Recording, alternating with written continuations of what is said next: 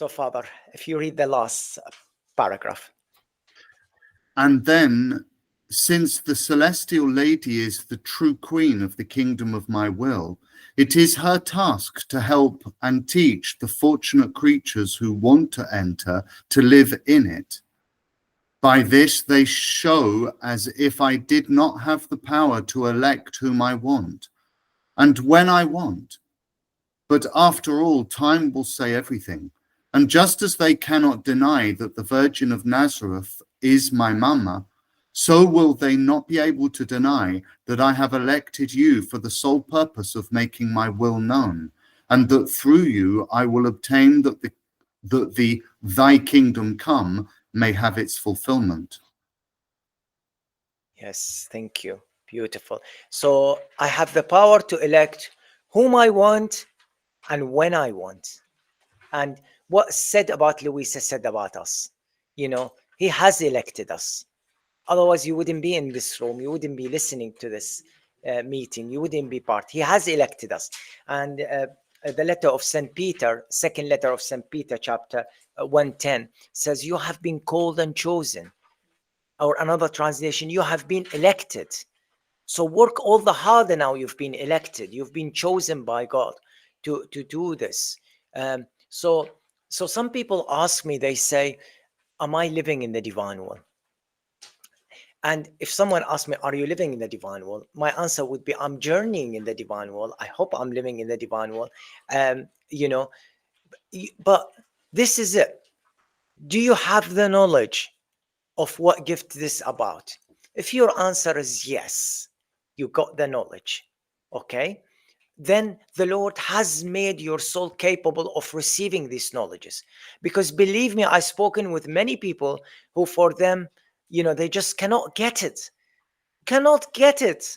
They might be scholars, they might be even theologian. They just cannot get it because it's such a profound language, yet simple. And only the simple disposed, pure in heart, could receive them. And sometimes even those people holy, but they kind of, I've got enough, I haven't got time for this, you know, I don't want to have something my own, you know, that kind of mentality. And that provide a block, you know, that is a mental block, you know. Thank you but no thank you, you know. Not now, you know, like St. Augustine, I want to be a saint but not yet. uh, you know, I'm paraphrasing what he said. So if you've got this knowledge, then it means the Lord wants you to have this gift. And he wants you to have this gift more than you want it, because he wants to operate in you his work of love. He wants you to have it, and he does not want you to lose it. So if you've got that knowledge, if you say yes, we move to the next question. Do you desire this gift over everything? And if your answer is yes, you desire it more than your life because of how much goodness it brings to you and the entire human family and the angels and the souls in purgatory and saving souls from hell and future generation and renewing the face of the earth and much more. So if you desire this with all your heart, if your answer is yes, then I ask you the third question. Do you prefer to suffer than to make one intentional sin, even a tiny sin like a white lie? Or do you value this gift so much that you will never ever, you will do your utmost best not to sin intentionally? I'm not talking about weakness and sense of omission. I'm talking about intentionally sinning. You know something wrong, but it's a small matter, but yeah, like you lie about it, or you gossip, or you judge, or etc. But you do it intentionally, knowing that it's wrong.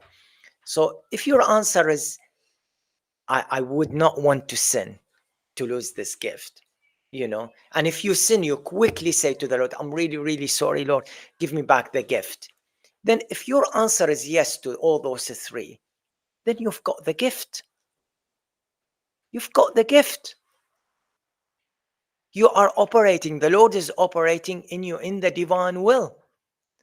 And if you doubt that, then you are actually not having the faith to believe what Jesus said.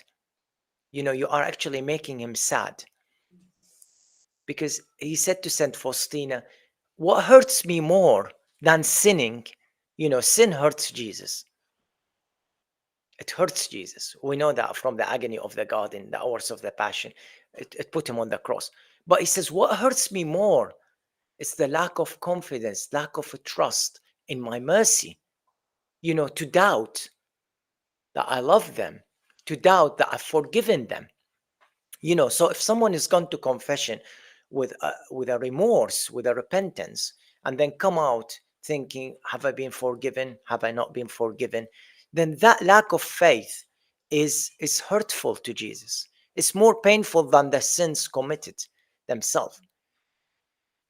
So if you trust his words, then you've got the gift. Yeah, if you know about it, you understand it, you desire it with all your heart, and none of you wants to sin intentionally, even venial sin, that's it, you've got it. And he is operating in you. Do not doubt, but make everything into prayers in the divine one. Everything. Like when I wake up in the morning and open the curtain and the small light comes in, or more light coming, I say, Jesus, as you in me open this curtain, let your light shine in hearts today. Save souls, Jesus. I don't know how many will die today. Maybe thousands, maybe more. But let your light shine, Jesus. Those who are despairing, who are living in darkness, let your light penetrate. Those in purgatory, Lord, let your light shine on them, relieve them. So do you see, that is the kind of attitude we have when we live in that gift. When I open the door, the locked door, I say, Jesus, open the door of heaven to the souls are dying today. Quickly open the doors of heaven so that those souls may quickly go to heaven today. Yeah. The opposite, when I lock the door, I say, lock the door of hell, Jesus. One less soul to go to hell, Jesus. Lock the door of hell. Lock the door of sin, Jesus. Give them a graces not to fall in sin. Put someone in their life that will guide them and help them, Jesus. Yeah? Because I know what is it like when we are weak and we're not praying. I've been there. I know we are living on the prayers of others. We are floating on the graces that Jesus is giving us from others. Now I have the gift. Now I'm close to the Lord. It's my duty to help my brothers and sisters who were like me years and years ago when I was in their shoes. So one day they may lead the Lord, may meet the Lord in life, and certainly go to heaven. So this is living in the divine world. This is how you live it. Is you change everything into prayer. You realize whatever you are doing, you doing it with all. And it's Jesus operating. That is how you live it. And if you doubt, oh, do I have others with me? You are making the Lord sad. He gave you this knowledge. You desire it. You don't want to sin. Believe and operate. Put it to practice. Yeah. When you eat, Jesus feeds souls today. Feed them. Help them. Those who don't have enough food, Lord, are you not there suffering with your suffering? Open hearts to share with them. May they not despair because of the hunger. May they understand your love. Enrich their soul when the body is deprived. So you can be very creative as creative as the Lord created you to be, because each one of you is unique.